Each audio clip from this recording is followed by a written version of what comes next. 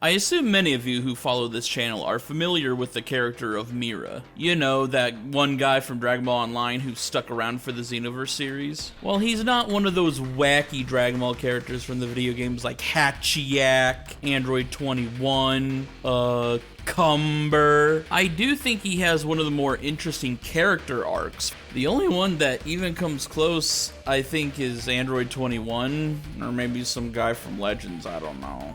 So I thought I'd break down why I find his character personally interesting. Maybe you disagree, maybe you're like, this guy's stupid. Talk about someone actually interesting like Kaba. But we're not doing any of that today. I thought I'd make a fun little follow-up to the Dragon Ball Online video, and you're gonna like it. I'll be tying this story together from various games that, while do not share continuities with each other, I do feel like create a cohesive journey for his character. The only thing I'm gonna leave out is the story events of Dragon Ball Heroes, as his journey there is so separately defined from the other games, it would just be a muddled mess trying to work that in. Alright, jokes aside, enough goofs and gaffs, enough preamble, let's just hop right in. Let's start with the Dragon Ball Online events. The Demon Realm sorceress Towa, sister to King Dabura, decided to set her plans in motion to create the strongest warrior in all of time and space. She traveled to age 990 in a time machine to search Dr. Gero's ruined lab in order to find information on how to create biotechnology and artificial humans. And thus she set the foundation for her greatest creation, Mira. She apparently would take DNA of Earthlings from the future, Demon Realm race DNA, and mechanical parts to create this bio-android warrior. Later, it's revealed that Mira has Saiyan DNA within him as well, so potentially those future humans were descendants of Goku or Vegeta. As Online and Xenoverse would establish, changing history can actually create energy that can be wielded and harnessed, so some of this energy was used in his conception. And since Towa is technically Demon Realm royalty, she marries him so that he can be propped up as the new king of the Demon Realm. With fellow demons and bio-androids at their disposal, they then formed an army called the Time Breakers. Mira at this time was a stoic man, usually just observing situations from afar as his armies take on most of the fighting. He would barely speak and would only get involved if the situation required his attention. He always showed annoyance and disdain towards fighting opponents he deemed weaker, finding it to just be a waste of his time. Much like Cell of the Past, him being designed to be the strongest warrior in history gave him complete confidence in his power. His first act was a grand debut, appearing in age 851 on New Namek, demanding the Dragon Balls. Once the Namekians, obviously refused, he destroyed the entire planet with a spirit bomb formed from his own men's energy. While this obviously showcased his awesome power, it also was an example of his incredible skill. I mean, if you think about it, he desired the DNA of Goku to make himself even stronger, which means obviously he didn't have that DNA in the first place. Unless the future humans he derived his DNA from knew the technique, this means he's able to know how to do the spirit bomb without inherently knowing the techniques via DNA shenanigans, meaning he may be able to learn techniques very easily just by observing them. In 998, he and his army landed on Earth, determined to conquer it alongside the forces already occupying the planet. After they established their base and a few years passed, Towa and Mira continued their escapades across space and time. At some unknown point in time, Mira kidnapped Bardock from the past and made him into the bodyguard assassin, the Masked Saiyan. After multiple scuffles with Trunks' time patrol, Bardock was freed and turned on his master.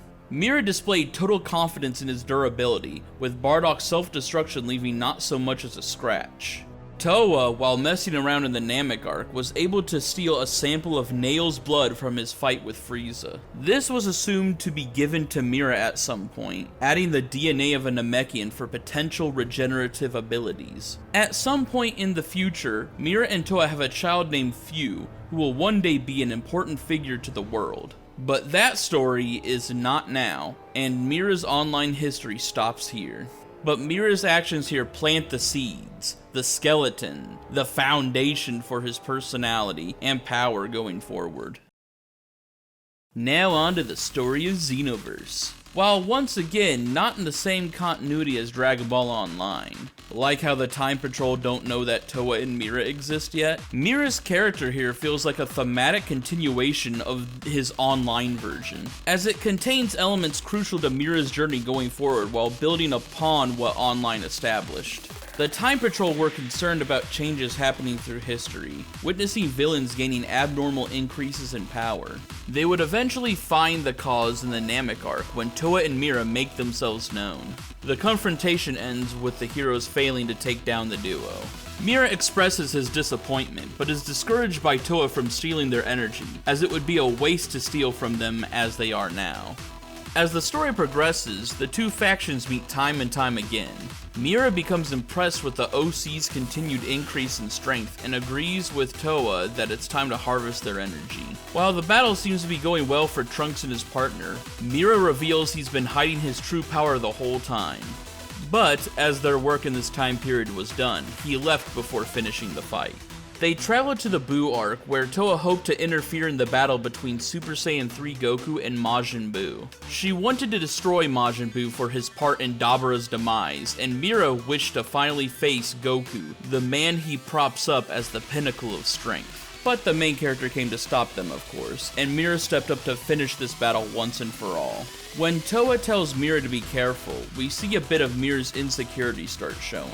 You think I will lose? What? No, that's not what I meant.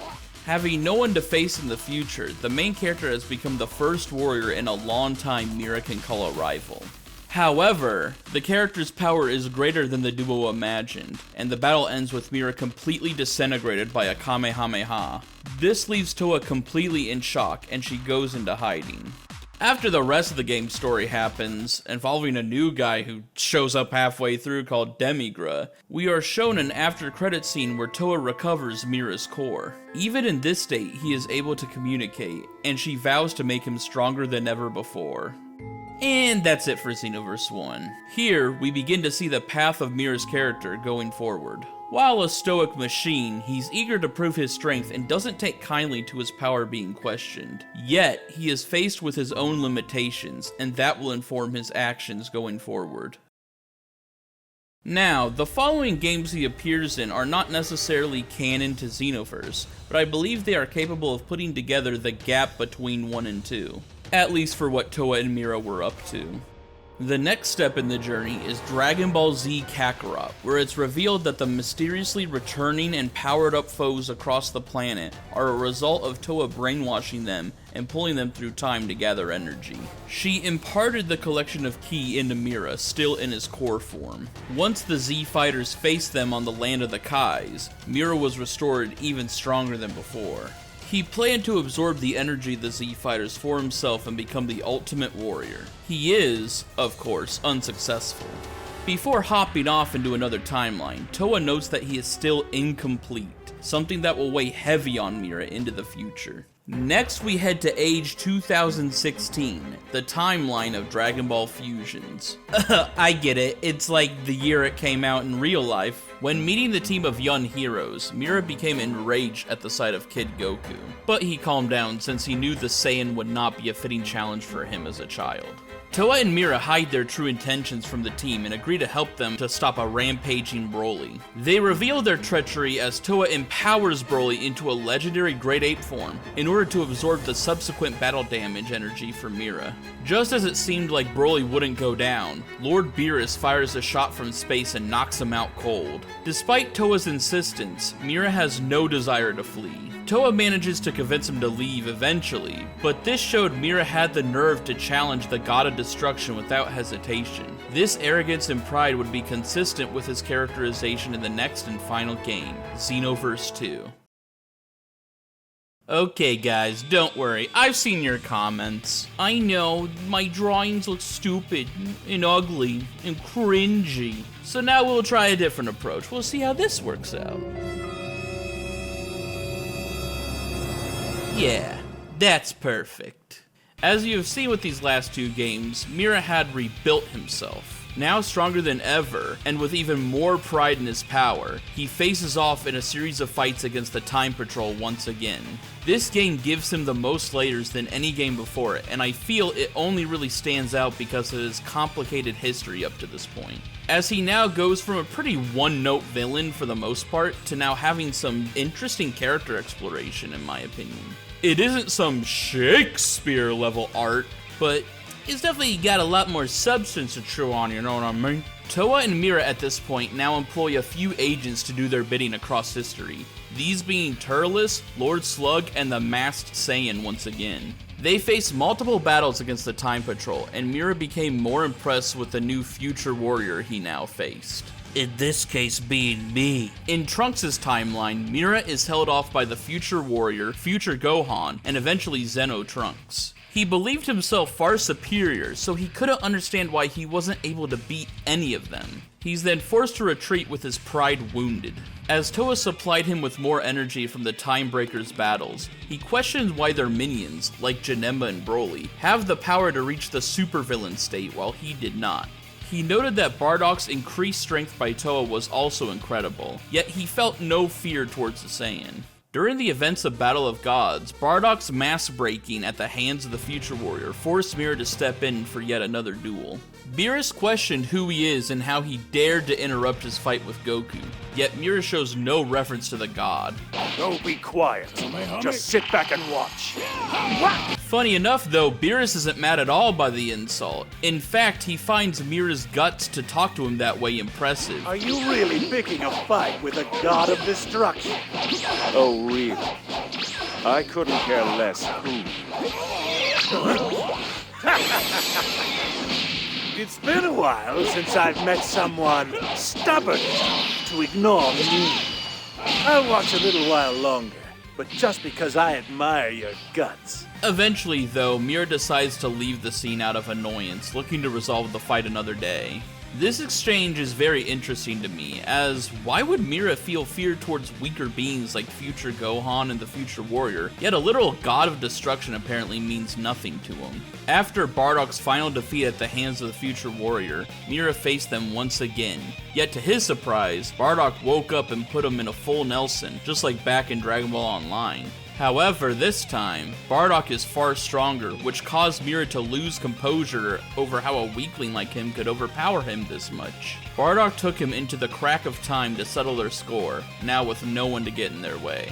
Towa would berate Mira as a failure, and needs to resort to her backup plans to defeat the heroes. In the crack of time, Bardock used his newfound strength provided by the Time Breaker enhancements to keep up and eventually get stronger throughout the fight. With such a powerful opponent, Mira believes beating Bardock will be proof of his strength. Will be the definitive proof of my strength. Proof for who? That Toa woman? That's your reason for fighting? You're a lot dumber than I thought. He can prove that he really is strong not just to Towa, but also to himself. However, in the aftermath of the battle, Bardock disappeared, and Mira admitted that it was his loss. He, however, began to understand what he lacked, that Bardock, the future warrior, Trunks, Gohan, and so many other warriors had.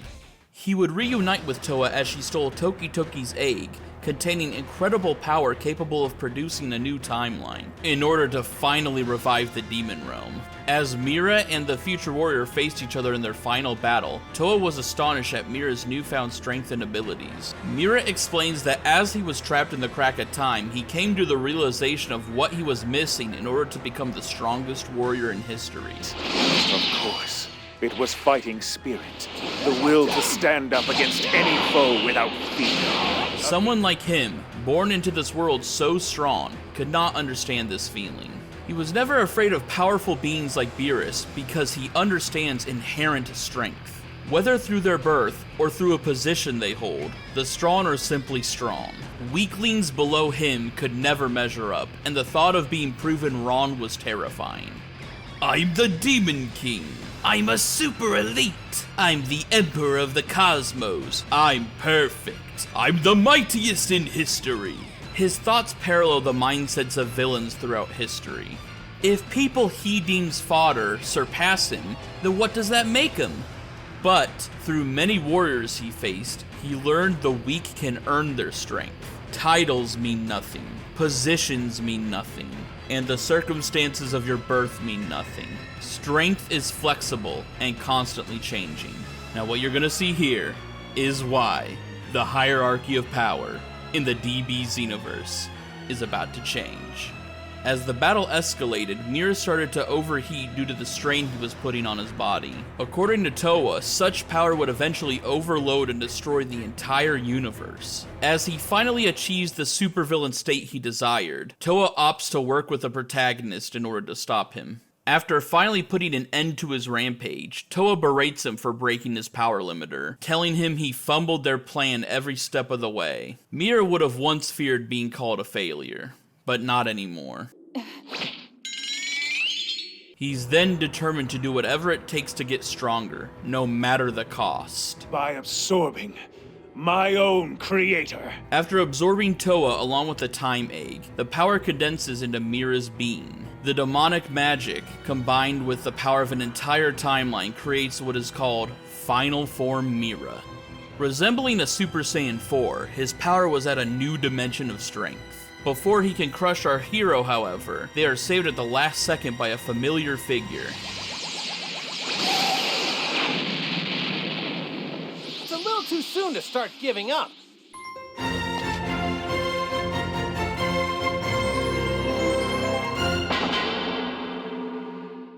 Mira smiles with delight as he prepares to face Goku, the symbol of power Mira always wished to reach, and the future warrior, the rival who pushed him to these new heights. With no one to order him around anymore, he finally felt freedom for the first time in his life. No more resurrection of the demon realm, no more holding back his power. All he wanted to do was face the incredible opponents in front of him. And despite the orders from their superiors to retreat, the future warrior and Goku feel the same way. After their combined might held him back long enough, Goku finds an opening to hit him with a Super Saiyan Blue Dragon Fist and remove the time egg from his body. This gave the future warrior the chance to hit Mira with one final Super Kamehameha. In his dying moments, he took pride in losing to someone so strong. He only asked that Towa could forgive him before succumbing to the attack and detonating.